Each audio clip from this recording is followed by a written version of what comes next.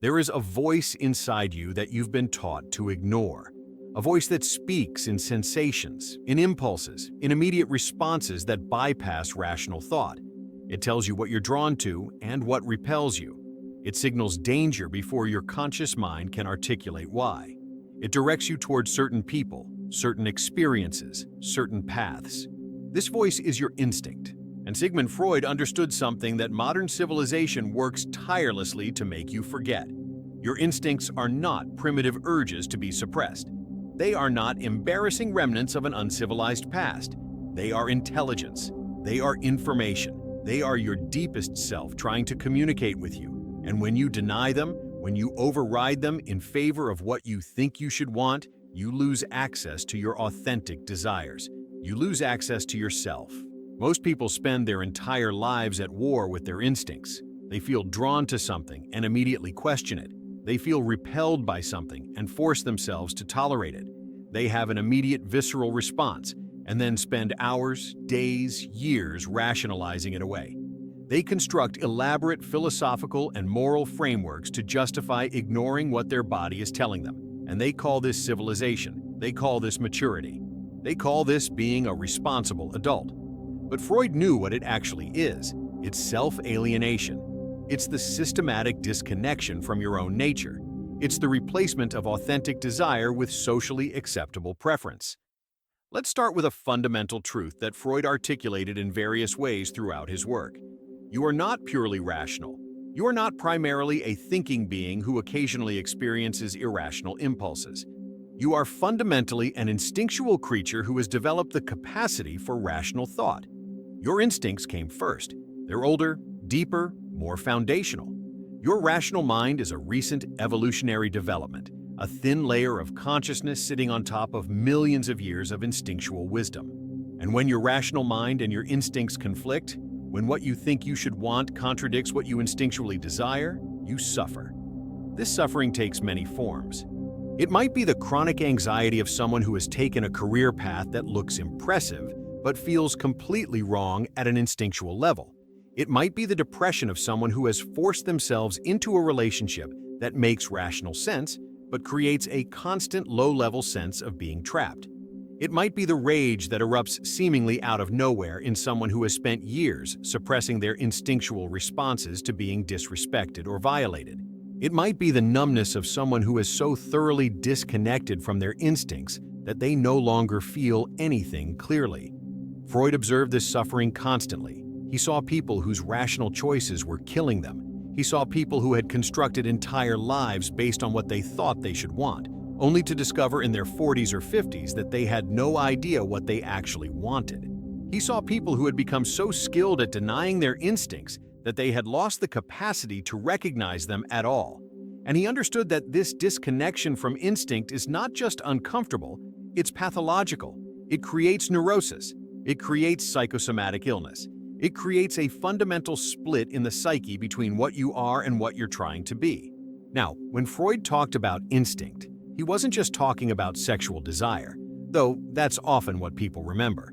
He was talking about the entire range of instinctual responses: the instinct toward pleasure and away from pain, the instinct to connect and the instinct to withdraw, the instinct to assert yourself and the instinct to yield, the instinct to create and the instinct to destroy, the instinct to reveal yourself and the instinct to conceal. These instincts are constantly operating, constantly sending you information about what you need, what you want, what's good for you, what's dangerous. But from early in life, you learn to override these instincts. You learn that some instincts are acceptable and others are shameful. You learn that you should want what your parents want for you, what your culture values, what will make you successful or respectable or safe. You learn to distrust your immediate responses and to replace them with calculated responses designed to achieve particular outcomes. You learn to perform desire rather than feel desire. You learn to want what you think you should want rather than what you actually want. This training is so thorough, so deeply embedded, that by adulthood, most people have no idea what they actually desire. They think they want things because they've been told to want them. They think they desire people because those people fit certain criteria. They think they're drawn to certain paths because those paths make sense rationally. But underneath all of this rational construction, their instincts are screaming something completely different. And the gap between what they instinctually desire and what they rationally pursue creates a constant background static of dissatisfaction, anxiety, and confusion. Think about the person who takes a high-paying job that looks perfect on paper, but makes them feel dead inside. Their rational mind tells them they should be grateful, they should be satisfied, they should want this. But their instincts are telling them to run. The work doesn't engage them, the environment feels hostile, the activities drain them. But they override these instinctual responses. They tell themselves their instincts are wrong, that they're being ungrateful or unrealistic, that this is just what work is supposed to feel like. And they stay, for years, for decades, until one day they break down completely, their body finally forcing them to pay attention to what their instincts have been trying to tell them all along. Or think about the person who remains in a relationship with someone who is perfectly acceptable by all rational measures, but who makes them feel contracted, diminished, anxious. There's no obvious abuse. There's no clear reason to leave. Rationally, the relationship makes sense, but instinctually, something is deeply wrong. The person's body tenses when their partner comes home. Their energy drains in their partner's presence. Their authentic self goes into hiding when they're together. But they override these responses. They tell themselves they're being too demanding, too sensitive, that love requires compromise, that no one is perfect. And they stay, until the accumulated denial of instinct creates such internal pressure that something has to break. Freud understood that these situations, staying in careers that kill you, remaining in relationships that diminish you, pursuing goals that mean nothing to you, all share the same root, the denial of instinct. And he understood that this denial is not neutral. It has consequences. The denied instinct doesn't disappear. It goes underground. It expresses itself in symptoms, anxiety, depression, psychosomatic illness, rage, numbness, compulsive behaviors. The psyche is trying to get your attention. It's trying to tell you that you're living against yourself. It's trying to force you to pay attention to what you've been denying. But most people respond to these symptoms by trying to manage them rather than by listening to what they're communicating.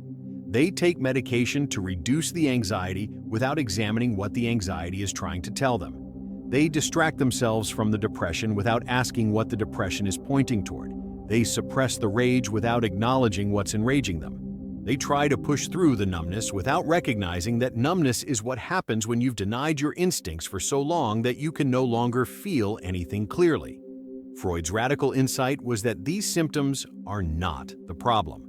They're the solution. They're your psyche's attempt to get you to stop denying your instincts and start paying attention to what you actually need and want. The anxiety is telling you that something in your life is wrong. The depression is telling you that you're living inauthentically. The rage is telling you that your boundaries are being violated. The numbness is telling you that you've disconnected from yourself so thoroughly that you can no longer access your own desires. But to receive these messages, to actually listen to what your instincts are trying to tell you, you have to be willing to face uncomfortable truths. You have to be willing to acknowledge that the career you chose might be wrong for you, that the relationship you're in might be damaging you, that the life you've constructed might not be your life at all, but a performance designed to meet other people's expectations. You have to be willing to admit that you've been denying your instincts, overriding your authentic responses, living against yourself. This acknowledgement is terrifying, because once you see it, once you admit that you've been denying your instincts and that this denial is creating your suffering, you have to choose. You can continue the denial, continue the performance, continue living against yourself, but now consciously, aware of what you're doing. Or you can start listening to your instincts, start honoring your authentic responses, start living in alignment with what you actually desire rather than what you think you should desire. Most people, when faced with this choice, choose continued denial, because the alternative is too disruptive. It would require leaving the prestigious job, it would require ending the respectable relationship, it would require disappointing people, it would require facing the unknown. It would require trusting your instincts more than you trust the rational constructions you've built your life around. And that's terrifying. But Freud would tell you that the cost of continued denial is enormous. The cost is your life. The cost is your authentic self. The cost is the possibility of genuine satisfaction and genuine connection. The cost is knowing what you actually desire. The cost is being yourself rather than performing a version of yourself designed to meet external expectations. When you stop denying your instincts, when you start paying attention to them, when you begin to trust them, something remarkable happens. You start to understand your desires. Not the desires you've been told to have, not the desires that make rational sense, but your actual desires. The desires that emerge from your authentic nature. The desires that, when pursued, make you feel alive rather than dead, expansive rather than contracted, energized rather than drained. These authentic desires often surprise you. They might not make rational sense. They might not fit with the image you've constructed of yourself. They might not be what you think you should want. But they're real. They're yours. And when you honor them, when you start living in alignment with your instincts rather than in opposition to them, your entire experience of life changes.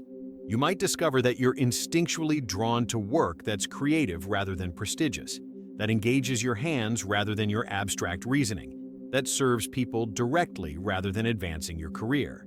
You might discover that you're instinctually drawn to solitude rather than constant social engagement, to depth rather than breadth, to intensity rather than stability. You might discover that you're instinctually drawn to people who are completely different from the type you thought you should be with. People who make no rational sense, but who make your body relax and your authentic self emerge. Or you might discover something more difficult, that you've built your entire life around denying a fundamental, instinctual truth about yourself. That your career, your relationships, your location, your lifestyle, all of it is wrong. All of it is constructed around what you thought you should want rather than what you actually want. And now you're faced with the devastating recognition that you've spent years, maybe decades, living someone else's life. This recognition is one of the most painful experiences in human psychology. It's the recognition that Freud saw over and over in his work. The recognition that you've betrayed yourself, that you've denied your instincts so thoroughly that you've lost years of your life to inauthenticity, that you've suffered needlessly because you didn't trust yourself, that you've created a life that looks good externally but feels hollow internally. But here's what Freud also understood. This recognition, as painful as it is necessary for transformation. Because until you see clearly that you've been denying your instincts, until you feel the full weight of what that denial has cost you, you cannot choose differently. You cannot start living in alignment with your authentic desires. You remain trapped in the performance, suffering from the symptoms, but not understanding their cause. When you stop denying your instincts, when you start trusting them, you gain access to a different kind of intelligence. Not the intelligence of rational calculation and strategic planning, but the intelligence of the body, the intelligence of immediate knowing, the intelligence of millions of years of evolution encoded in your nervous system. This intelligence knows things your rational mind cannot know. It can sense danger before there's rational evidence. It can recognize compatibility or incompatibility immediately. It can guide you toward what you need and away from what will harm you.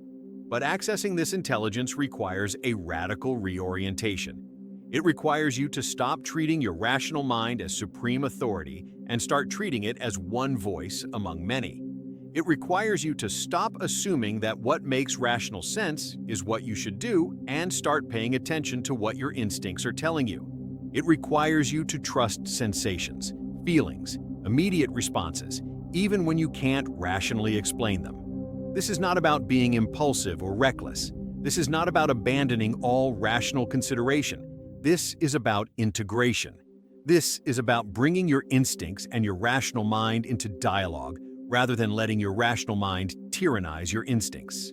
This is about making decisions that satisfy both your instinctual nature and your rational understanding, rather than decisions that make rational sense but violate your instincts.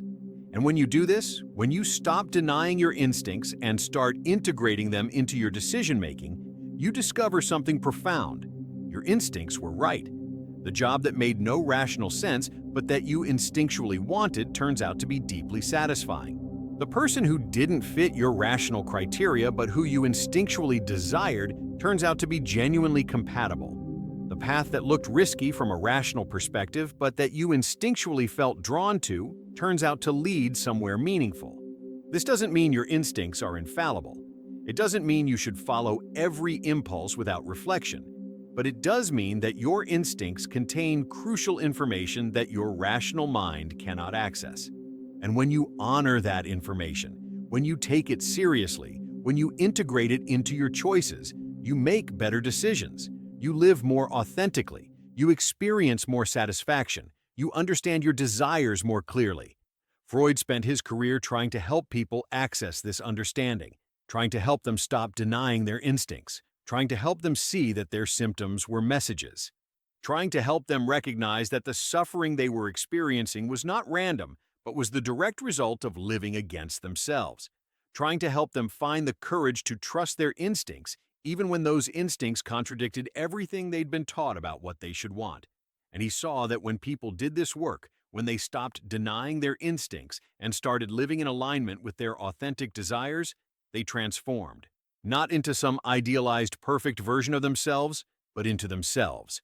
They became more alive, more present, more engaged, more satisfied, not because their lives became easier or more successful by conventional measures, but because their lives became theirs, because they were finally living in alignment with their nature rather than in opposition to it. This is what becomes possible when you stop denying your instincts. Not a fantasy life where everything is perfect, not an escape from difficulty or challenge, but an authentic life. A life where your choices emerge from who you actually are rather than who you think you should be. A life where your desires are yours rather than internalized desires of others. A life where you trust yourself rather than constantly second-guessing your every response. The question is whether you're willing to do this, whether you're willing to stop denying your instincts, whether you're willing to pay attention to the anxiety, the depression, the rage, the numbness, not as problems to be managed, but as messages to be understood. Whether you're willing to acknowledge that you might have built your life around denying fundamental truths about yourself. Whether you're willing to trust your instincts even when they contradict your rational constructions.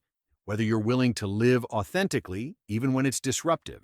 Because until you do this, until you stop denying your instincts, you will never understand your desires. You will never know what you actually want. You will never live your actual life. You will remain trapped in the performance, suffering from the symptoms, wondering why external success doesn't translate into internal satisfaction, wondering why you feel so disconnected from yourself. But when you stop the denial, when you start listening, when you begin to trust your instincts and live in alignment with them, everything changes. Not immediately, not magically, but gradually, authentically, genuinely. You start to understand what you actually desire. You start to make choices that satisfy you. You start to live a life that's actually yours. You start to become yourself. This is what Freud knew. This is what he spent his career pointing toward. When you stop denying your instincts, you finally understand your desires. Not the desires you've been taught to have, not the desires that make you acceptable, but your actual desires, your authentic wanting, your genuine nature, and that understanding, that alignment, that authenticity, that's what makes life worth living.